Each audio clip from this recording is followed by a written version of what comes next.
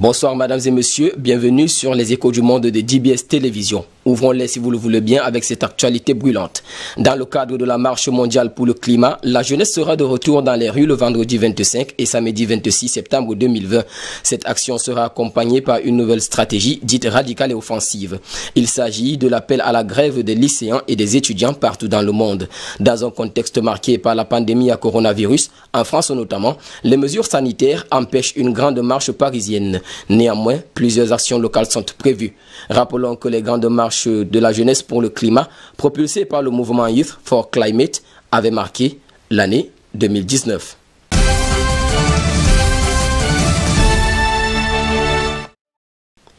Et puis en Chine, le pays compterait 380 centres de détention au Xinjiang, dans le nord-ouest du pays. Ici serait enfermée une grande partie de la population ouïghour musulmane et turcophone. C'est du moins ce qui ressort d'une enquête publiée le 24 septembre 2020 par l'Institut de politique stratégique, un cabinet de recherche australien.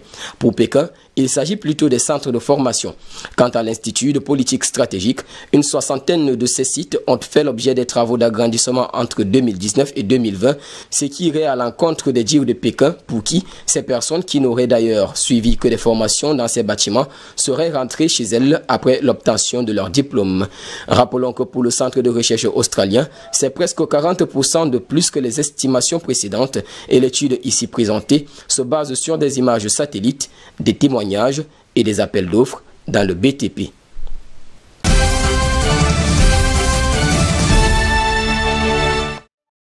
Et puis en France, sitôt après l'annonce du ministre français de la Santé, Olivier Véran, portant sur la fermeture totale des bars et des restaurants à partir de samedi dans les localités de Marseille et de Guadeloupe, pour lutter contre la propagation du Covid-19, les élus de Marseille s'expriment leur désaccord. Ceci en procédant à une manifestation en ce jour du vendredi 25 septembre 2020. Ajouté à cela, le président de la région, PACA, déposera un référé contre cette mesure. Pour démontrer sa colère, on peut lire sur le compte Twitter de Ronald Muselier, c'est une punition collective.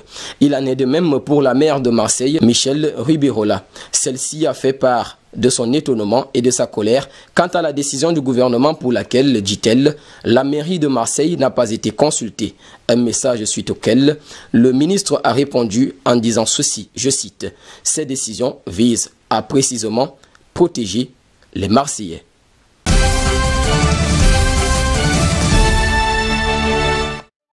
Et puis en Afrique, l'Organisation mondiale de la santé a organisé ce jeudi 24 septembre 2020 une conférence de presse pour détailler les premières pistes de recherche afin d'expliquer cette situation selon laquelle le continent africain est le moins touché par le coronavirus. Selon l'Africa CDC, entendez Centre de prévention et de contrôle des maladies de l'Union africaine, au fil de l'actualité, plus de 1,4 million de cas de Covid-19 ont été répertoriés sur le continent africain et près de 35 000 personnes sont mortes cause de coronavirus. C'est peu en comparaison des autres continents. Il faut dire qu'au départ, les analystes envisageaient des millions de morts sur le continent africain qui compte une majorité de pays pauvres au système de santé faible.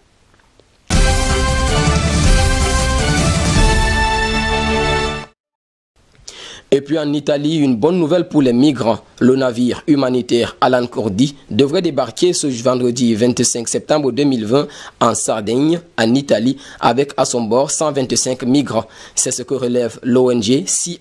Selon l'ONG, l'Alan Kurdi vient de se voir attribuer un port sûr dans la ville d'Olbia, au nord de Sardaigne. Cette attribution a été faite par le MRCC de Rome, Centre de coordination des sauvetages à mer. Rappelons que des jeunes enfants, dont une cinquantaine de mineurs, se trouvent aussi sur le navire et l'ONG précise que la situation parmi les personnes secourues est qualifiée de stable.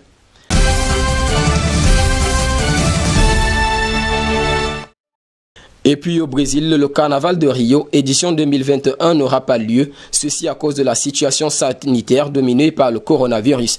Il faut dire qu'après Sao Paulo, Rio est la deuxième ville brésilienne à reporter cette fête qui devrait se tenir en février prochain. Notons que cette décision est prise au moment où le pays de Ronaldinho déplore environ 140 000 morts dus au Covid-19, soit le deuxième bilan le plus lourd au monde. À l'issue de la réunion des dirigeants de l'association qui organise cet événement, le président de la Ligue indépendante des écoles de Samba de Rio de Janeiro, à savoir LIESA, a déclaré, je cite, « Nous sommes arrivés à la conclusion que l'événement devait être reporté. Nous ne pouvons tout simplement pas le faire en février. Les écoles de Samba n'auront ni le temps, ni les ressources financières et organisationnelles pour être prêtes pour février. » Rappelons que jusqu'ici, aucune nouvelle date n'a été avancée. C'est sur ces thèmes, mesdames et messieurs, que nous mettons fin à cette 5e édition des Échos du Monde sur DBS Télévision, en compagnie de nos programmes. Sentez-vous aimés, chers téléspectateurs.